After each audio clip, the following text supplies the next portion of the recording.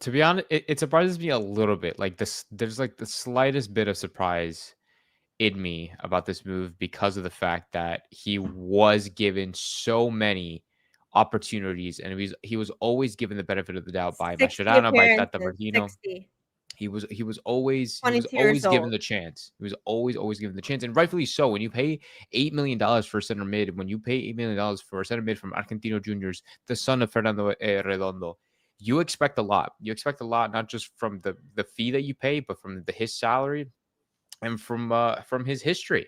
And he simply just did not fulfill, in my opinion. He didn't fulfill his Yeah, that role. contract. He didn't fulfill his expectations. Like it just I don't think he just lived up to it.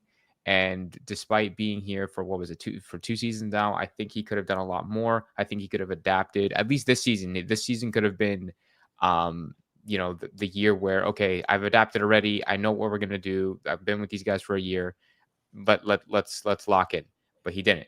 It's now we have Rodrigo de Paul. Yannick Bright is still doing his thing. We even have players like I don't know. I mean, I'm not saying that Redondo's a terrible player. I'll end it with this. I don't He's think he's not. a terrible player. I still think he has potential to be a great player. Maybe it just wasn't the right team for him. Maybe he was forced into a system, forced into a team where he just couldn't fit and couldn't adapt to. And hopefully, wherever else he goes, Terrible if that player. is Elche, if that's another team in Spain or back in Argentina, Rare move from Argentinos Juniors to La Liga by underperforming in MLS. It's a wild story, huh? Wow, yeah, like that is a wild Some story. would only dream of that move. I I need mean, that. it doesn't hurt that his agent is a majority stake owner in Elche, so it's definitely the reason. Is Oh, that is what he that is? really? Yeah, there's I that. knew. I knew there was something fishy Always going on. something. It's, Always it's You something. should have said that before I started because I would have No, but you were completely still changed right. it. You were still right. I mean, I had to figure out. It didn't make No, sense to me. because I had to dig deep and say, well, how the uh-huh. heck did he make it I to La Liga because by I you Or underperforming? at know, least to a B side. Gian, This this is is why this you're the is a best, this is a dude. starting La Liga side. Like this is not the B team. No, no, this is a La Liga team. Like No, they this is will be Elche, playing, dude. like Redondo will be playing Real Madrid and Barcelona next season. Like Yeah, that is, like but That's crazy. look, they bought him for two reasons. One, they bought his rights from Argentinos Juniors, knowing that he was a player that they could develop, or rather hoped that they could develop, that had potential. They knew it.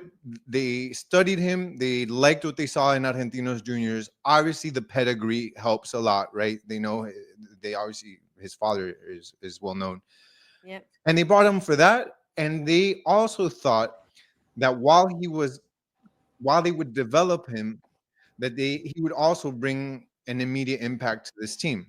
And he did. Maybe not the impact we wanted. I would say from a scale of 1 to 10, being 10 was a standout player and 1 being complete flop.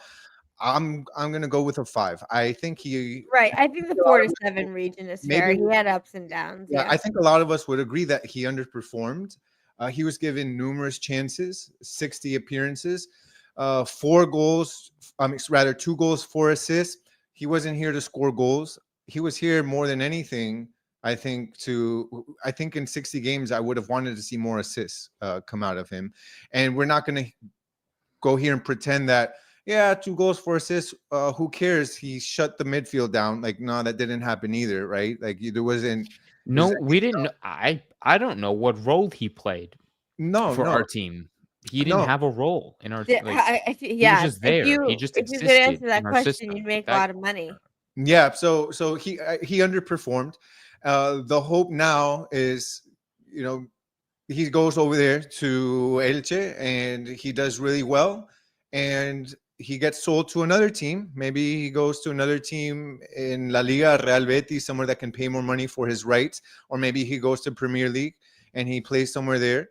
Or French league, And Portugal. it just makes sense for Inter Miami financially. They what they tried to do was cut their losses. They paid $7.5 million for him before he continued to tank his value. They're like, whatever, 2.5 million for 50% of his pass. Hopefully he develops, and when he gets sold again, we make whatever 50% of Right. whatever he gets sold at. So I think that that's what Inter Miami did right here.